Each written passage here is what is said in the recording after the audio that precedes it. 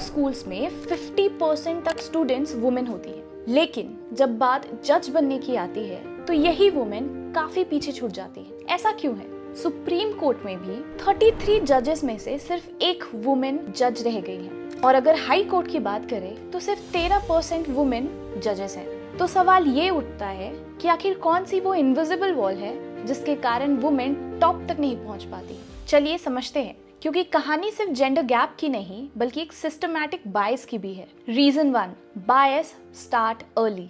कुछ women lawyer का मानना है कि उनकी क्वालिफिकेशन से ज्यादा उनकी अपीयरेंस पर कोर्ट रूम में आर्ग्यूमेंट्स होते हैं। हमारा लीगल प्रोफेशन हिस्टोरिकली एक मेल डोमिनेटेड है। फर्म्स और बार एसोसिएशन में वुमेन को सीरियसली नहीं लिया जाता, और इसका रिजल्ट शॉकिंग है। बार काउंसिल में सिर्फ 2% वुमेन है, तो जहां से जुडिशरी का सीट स्टार्ट होता है वही वीक है। Reason 2, infrastructure isn't even ready for them. 2019 में Vidhi centre for legal policy की एक रिपोर्ट में बताया था 100 से ज्यादा डिस्ट्रिक्ट कोर्ट में वुमेन के लिए वॉशरूम की फैसिलिटी तक अवेलेबल नहीं है, और हाई कोर्ट में भी फीमेल जज और लिटिगेंट्स के लिए बेसिक फैसिलिटीज नहीं होती है। सोचो, जहाँ फिजिकल स्पेस तक नहीं, वहाँ पावर की सीट कैसे मिलेगी? हो सकता है कि अब ये सिनेरियो थोड़ा इम्प्रूव हो गया हो, पर काम अभी भी बाकी है। रीजन 3, करियर या family the unfair choice. Legal field में प्रॉब्लम सिर्फ बायस्ड एटीट्यूड या वर्कलोड की नहीं है। सबसे बड़ी दिक्कत है स्ट्रक्चर ही ब्रोकन है। एडवोकेट्स जो इंडिपेंडेंट प्रैक्टिशनर होते हैं, ना उनके पास पेड मैटरनिटी लीव का कोई ऑप्शन होता है, ना ही फाइनेंशियल सपोर्ट ड्यूरिंग प्रेगनेंसी, और ना ही प्रॉपर री एंट्री प्रोग्राम।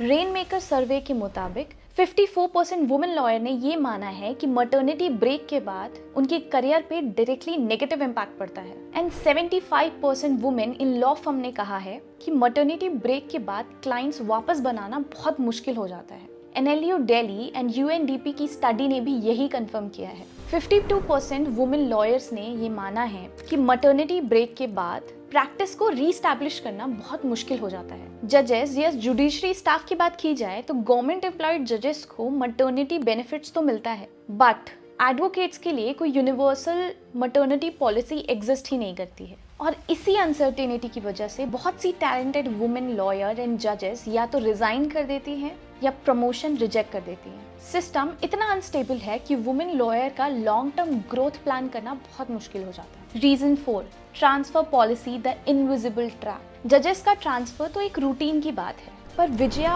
तिलरमानी के केस में एक बड़ी प्रॉब्लम को हाईलाइट किया। Justice Vijaya Madras high court में जज थी, जहाँ पे 75 जजेस और काम करते थे। वहाँ से उनका ट्रांसफर मेघालय के हाई कोर्ट में कर दिया गया, जहाँ पे केवल 3 जजेस का बेंच है। ऐसे में ये क्लियरली जस्टिस विजया के लिए एक डाउनग्रेडिंग था, और इस बात से वो बिल्कुल खुश नहीं थी। उन्होंने कोशिश की कि इस ट्रांसफर को किसी तरीके से रोक दिया जाए, लेकिन बिना कोई रीजन दिए उनका ट्रांसफर में कोई चेंज नहीं आया, जिसके कारण निराश होकर जस्टिस विजया ने रिजाइन करना ही सही समझा। जिस जज का इतना इम्पैकेबल ट्रैक रिकॉर्ड है, उनके लिए क्लियरली ये पोजीशन एक डाउनग्रेडिंग थी। Bilkis Bano gang rape case में उन्होंने 11 लोगों को लाइफ इम्प्रिजनमेंट दी, और शक्ति मील्स गैंग रेप केस में उन्होंने rarest of the rare judgement दी, जिसमें डेथ पेनल्टी था। इतना इम्पैकेबल ट्रैक रिकॉर्ड होने के बावजूद उनका ये ट्रांसफर काफी शॉकिंग था। जब देश की इतनी सीनियर मोस्ट जज के साथ ये हो सकता है, तो सोचिए बाकी वुमेन जज क्या फील करती होंगी। इसी कारण से काफी वुमेन लॉयर्स और वुमेन जजेस या तो प्रमोशन रिजेक्ट कर देते हैं या फिर रिजाइन कर देते हैं, जिसके चलते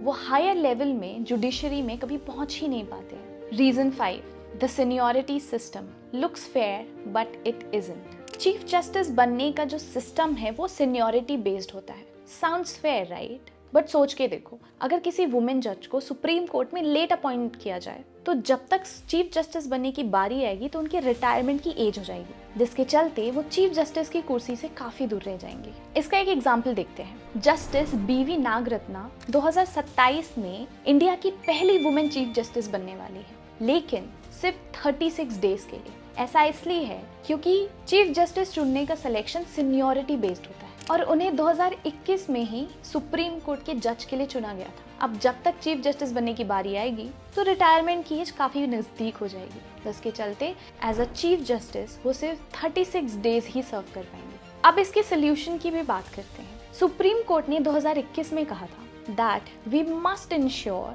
that more women join the judiciary and are retained. ये सिर्फ एक स्टेटमेंट नहीं है बल्कि एक सिस्टमैटिक चेंज की डिमांड है और इस चेंज के लिए भी कई जगह से रिकमेंडेशंस भी आए हैं, जैसे कि मेंटोरशिप प्रोग्राम ताकि यंग वुमेन लॉयर ग्रो कर सके, ट्रांसफर रूल्स में फ्लेक्सिबिलिटी स्पेशली फॉर वुमेन जिनकी फैमिलीज हैं, कोर्ट इंफ्रास्ट्रक्चर में अपग्रेड ताकि बेसिक फैसिलिटी जैसे कि वॉशरूम प्रोवाइड किया जा सके, paid maternity leave and re entry support ताकि करियर ब्रेक के बाद करियर टूट ना जाए, जुडिशियल अपॉइंटमेंट में रिजर्वेशन जो कई स्टेट्स ने ऑलरेडी अप्लाई भी कर दिया है। आज की डेट में कोर्ट के हर एक बेंच में जेंडर का डोमिनेशन है और जब तक डिसीजन मेकिंग टेबल पर वुमेन नहीं आएंगी तो क्या जस्टिस ट्रूली सर्व हो पाएगा? अगर आप भी ये बिलीव करते हैं कि जस्टिस सिस्टम को सिर्फ लॉज ही नहीं बल्कि इक्वल रिप्रेजेंटेशन भी स्ट्रॉन्ग बनाता है तो इस वीडियो को ज़्यादा से ज़्यादा लोगों तक शेयर करें, because justice can't wait for equality.